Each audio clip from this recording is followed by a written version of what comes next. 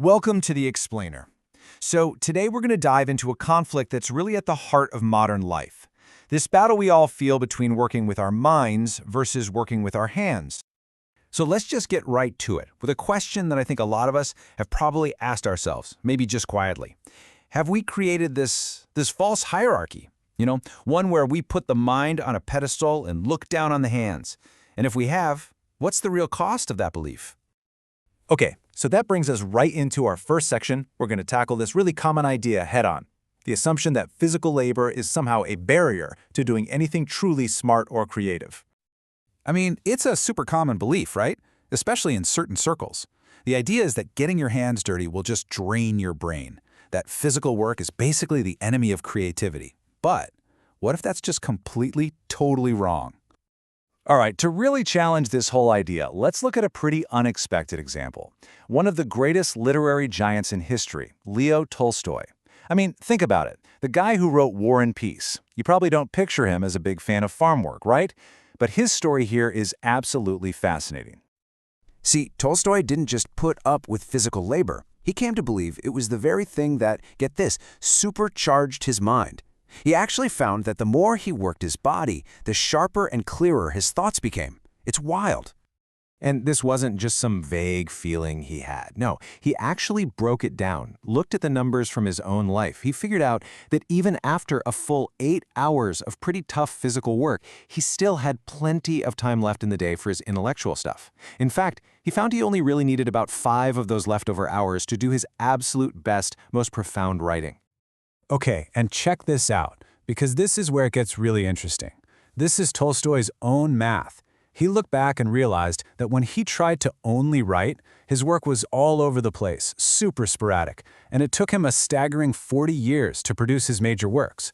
But then, he estimated that if he had just combined his writing with the steady, daily rhythm of farming, he could have done it all in less than half the time. We're talking just 14 years. That's a huge difference. So if someone like Tolstoy figured out that physical work could actually boost his productivity, why do we still have such a stigma against it today? Well, the answer seems to lie in a couple of really powerful illusions we live with: the obsession with money and this endless chase for prestige.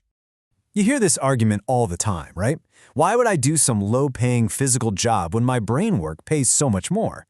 And look, on the surface, that makes a certain kind of sense. But it's all based on one big assumption: that money is the ultimate way we measure value.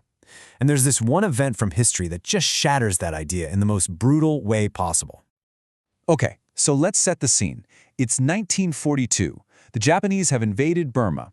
Thousands of Indian refugees are fleeing for their lives, and they're carrying what they believe is their most valuable possession, their entire life savings, in cash. So there they are on this desolate 80-mile trek. There's nothing around. And what eyewitnesses saw on that barren trail, well, it was something truly horrifying. People were literally found dead from thirst with huge wads of cash still in their pockets. They would have paid anything, 1,000 rupees for a single glass of water. And that's the point, isn't it?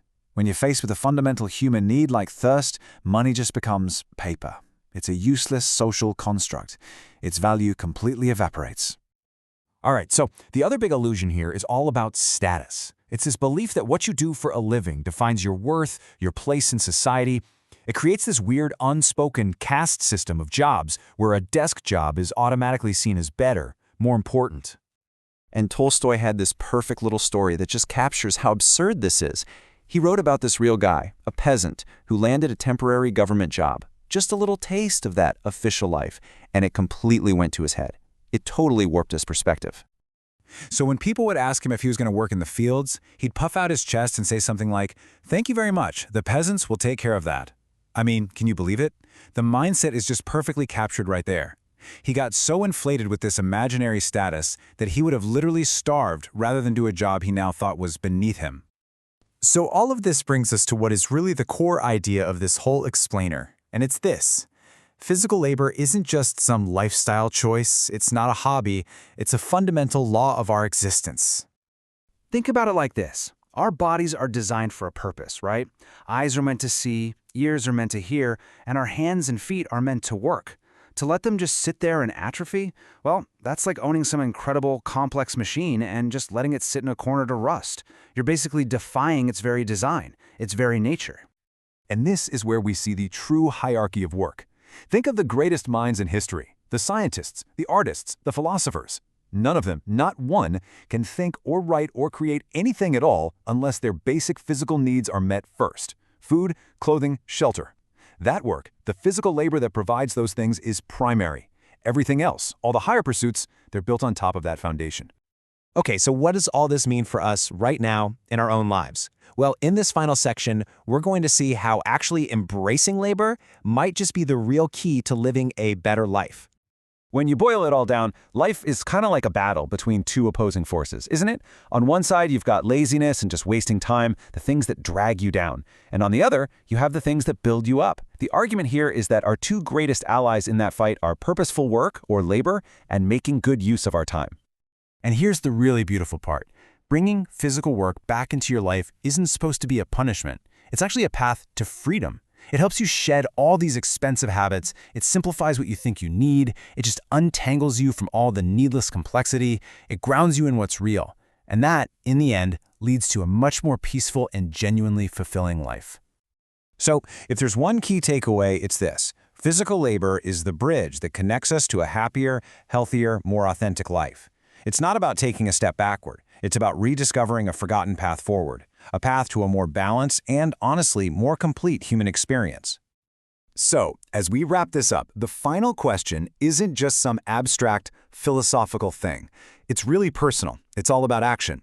So what's the first step you're going to take today to start building your own bridge to happiness? How are you going to reconnect your mind with your hands?